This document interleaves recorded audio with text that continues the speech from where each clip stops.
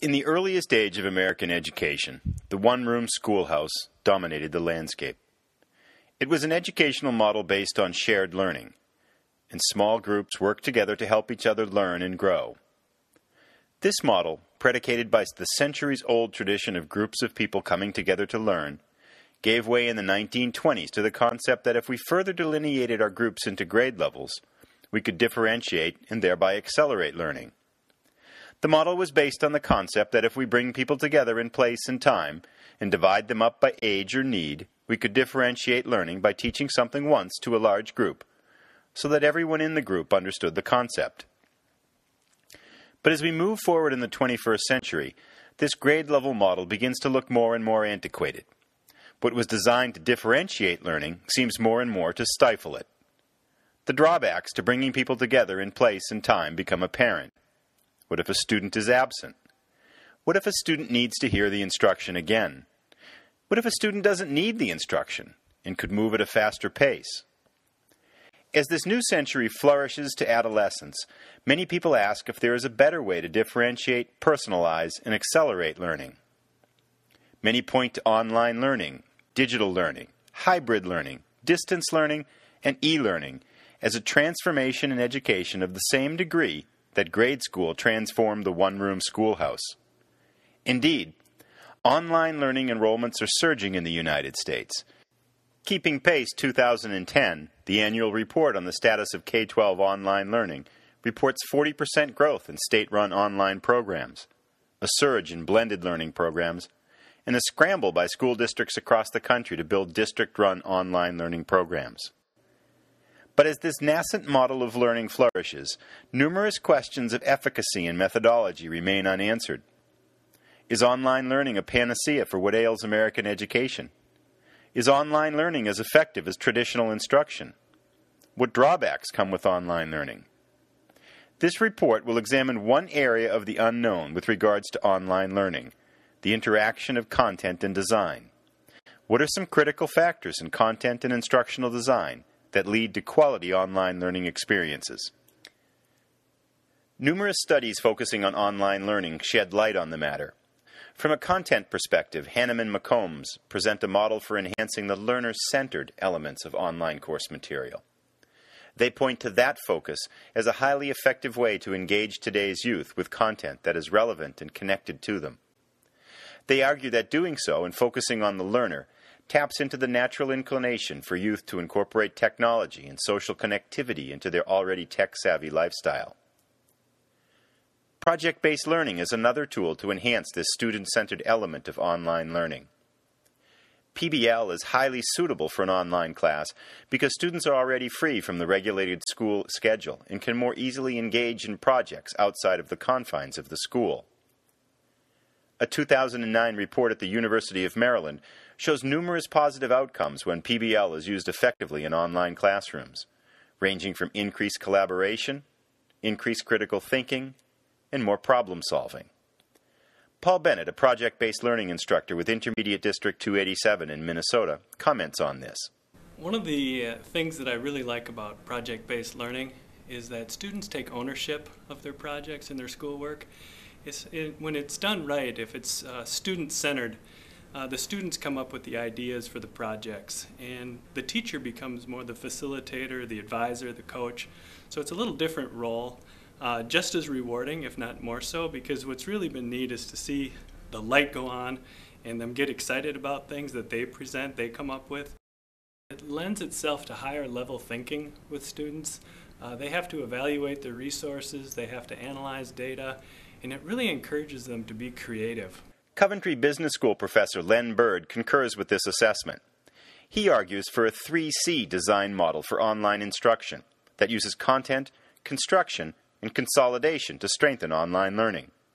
John Fila, an online learning facilitator with District 287 in Minnesota, agrees.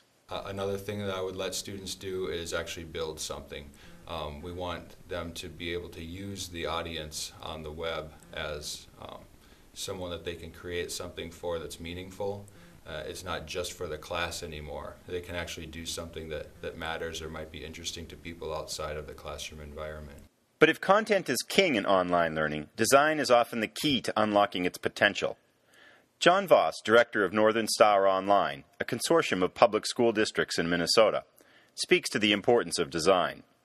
Some of the critical factors in instructional design that lead to quality online experiences are good graphics, the inclusion of multimedia, and activities that involve more than just reading. As much as reading is important and good writing skills are important, students will easily get bored if that's all they have to do. Numerous studies back this up. David Robbins and Jason Holmes found that users draw direct and strong connections between a website's aesthetics and its credibility.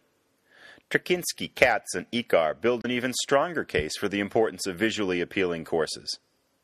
They found that usability is also connected to aesthetic appeal. Users stay longer and are more engaged on sites that are visually appealing.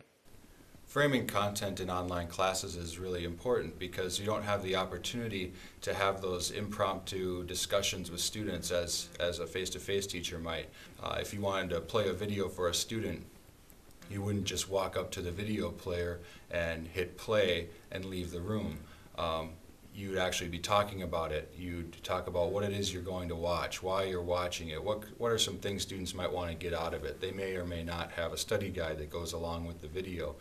In an online class, you don't get to have all of those little impromptu discussions and interactions with students, so you want to make sure that the content that you're giving them is framed with those kinds of introductions, with those opportunities for student questions and comments. Some of the biggest challenges we face in terms of improving the quality of online courses is making sure that everything that a student needs to know in order to do the work and be successful at it is there in the course.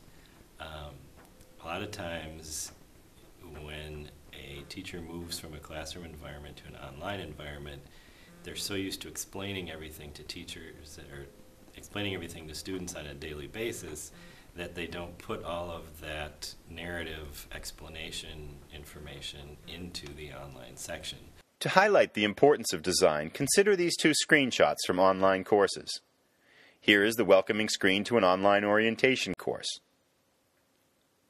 Here, on the other hand, is the welcoming screen to a Japanese course.